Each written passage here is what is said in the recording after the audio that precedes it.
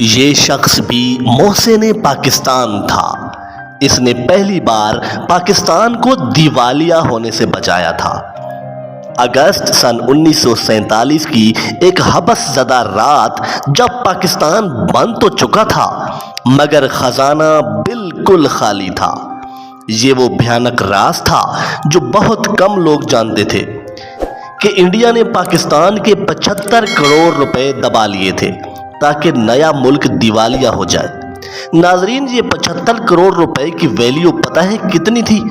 یعنی اگر موجودہ دور میں اگر آپ دیکھیں تو افراط زر کے حساب سے تقریباً 100 ارب سے 300 ارب روپے بنتی ہے، کیونکہ 75 کروڑ روپے سے اس وقت 7.5 ملین سے 8.3 ملین تولہ سونا خریدا جا سکتا تھا، یعنی 3 کھرب پاکستانی روپے۔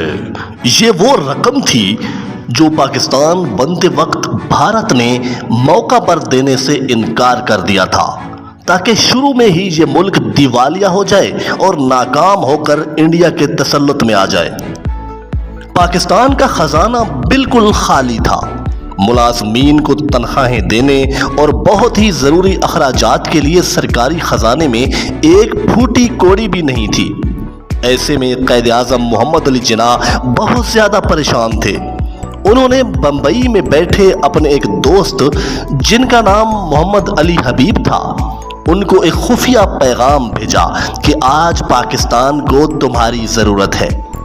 عوامی روایات کے مطابق پیغام ملتے ہی ممبئی میں اربوں کی سلطنت چلانے والا نامور بینکر سیٹھ محمد علی حبیب اپنا چلتا ہوا کاروبار انڈیا میں ہی چھوڑ کر راتوں رات خاموشی سے کراچی پہنچ گیا۔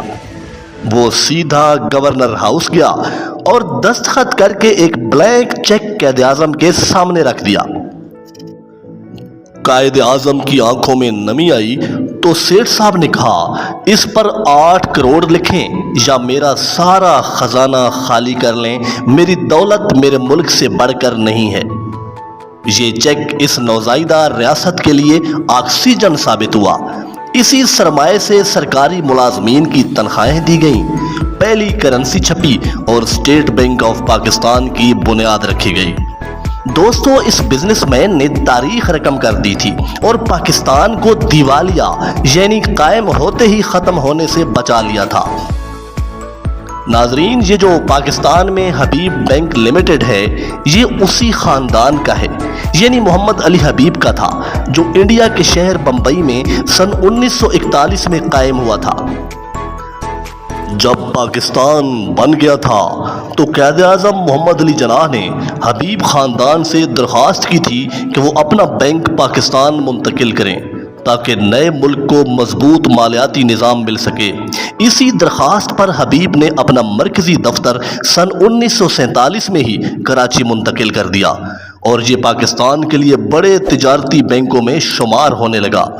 دعا ہے کہ اللہ کریم اس پہلے محسن پاکستان کے جنت میں درجات بلند فرمائے۔ آمین ثم آمین۔